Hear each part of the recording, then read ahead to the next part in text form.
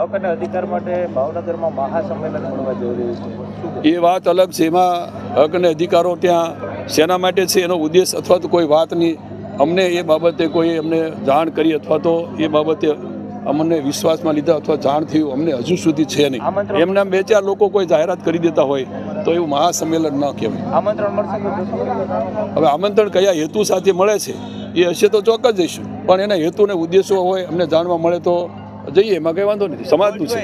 હકની જે વાત આવી, સમાજ જે રીતના શિક્ષિત થયો છે ને એવી પણ માંગ છે કે આગામી સમયમાં મુખ્યમંત્રી કોળી સમાજ, જો આ કોઈ એક સમાજના માંગણી કરી લઈએ તો એમ મુખ્યમંત્રી ન થઈ. સૌ સમાજના લોકોનો વિશ્વાસ એને સંપાદિત કરવો જોઈએ, વિશ્વાસ જીતવો પડે કે બીજા અન્ય સમાજના લોકોનો પણ જેમાં સહકાર રહે, સાથે રહે અને સૌ સમરસતાના ભાગરૂપે આપણે વાત લઈને આગળ ચાલીએ તો સમજાય સમાજ મોટો છે, પણ અન્ય સમાજને વિશ્વાસમાં લઈને ચાલીએ તો એ શક્ય છે. બાકી કોઈ એક સમાજથી મુખ્યમંત્રી જે બગદાણાની જે મેટર છે, એસઆઈટીની કામગીરી આટલા સમયથી છે પણ હજી સુધી કોઈ તેમના દ્વારા કોઈ પણ પ્રકારની પ્રતિક્રિયા આપવામાં આવી નથી. જો રાજ્ય સરકારે હવે બધા મંત્રીમંડળમાં મારી સાથે છે એ પરસોત્તમભાઈ વગેરે ધારાસભ્યો સહિત અમે માન્ય મુખ્યમંત્રી સાહેબને પણ મળ્યા હતા અને સાથે ગૃહમંત્રીને પણ આ બાબતે વિગતો સાથે મેં જાણ કરી અને અમે જ્યારે મળ્યા પછી તરત જ એમને એસઆઈટીની એની રચના કરી, એની જવાબદારીઓ સારી રીતે તપાસ માટેની પણ સોંપ્યું. એટલે તપાસ કરે છે અને એમાં એ સિવાયના લોકોને પણ એમાં પૂછપરછ માટે બોલાવ્યા છે. એમાં જે કાંઈ નીકળશે એ સરકાર પણ એના માટે ખુલ્લા મને છે કે એના માટે પગલાં લેવા છે, કોઈ પણ હોય.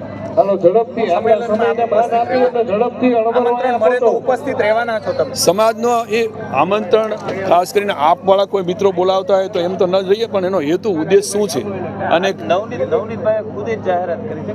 એ પોતે વ્યક્તિ કાંઈ જાહેરાત કરે તો સમાજ, હું જાહેરાત કરી દઉં તો સમાજને કોઈને વિશ્વાસમાં લીધા વિના હું કહું તો પણ બધા લોકો એમ ભેગા ન થઈ જાય, પણ એનો હેતુ ઉદ્દેશ શું છે એને ધ્યાનમાં રાખીને જો મુદ્દા મુકાય સૌને વિશ્વાસમાં લઈને કરે.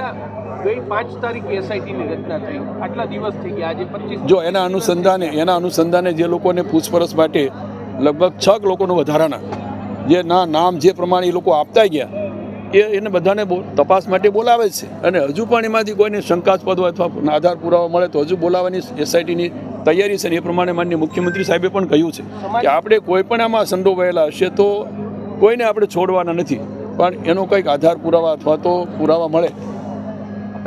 જયરાજ આહિરને પણ બોલાવવામાં આવ્યા હતા, જો તેમની સામે કોઈ પુરાવા મળશે તો કાર્યવાહી થશે.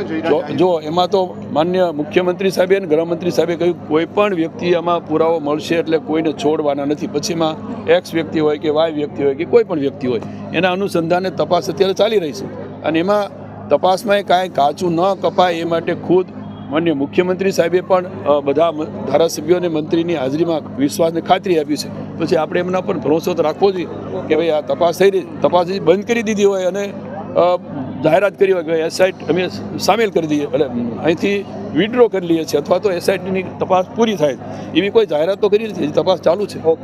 બરાબર, આમાં કોઈ એકાદ બે વ્યક્તિના કારણે કોઈ બે સમાજ વચ્ચે અંતર ન થાય એવો કોઈ ઉદ્દેશ લઈને કોઈ સંમેલન બોલાવાતું હોય તો એ સંમેલન તો યોગ્ય પણ નથી. બરાબર, એકાદ બે વ્યક્તિ અમારામાં પણ સામે કોઈ પણ દોષિત હોઈ શકે, જે ગુનેગાર છે એના માટે જે પગલાં લેવાના થતા હશે એમાં રાજ્ય સરકારનું મન ખુલ્લું છે.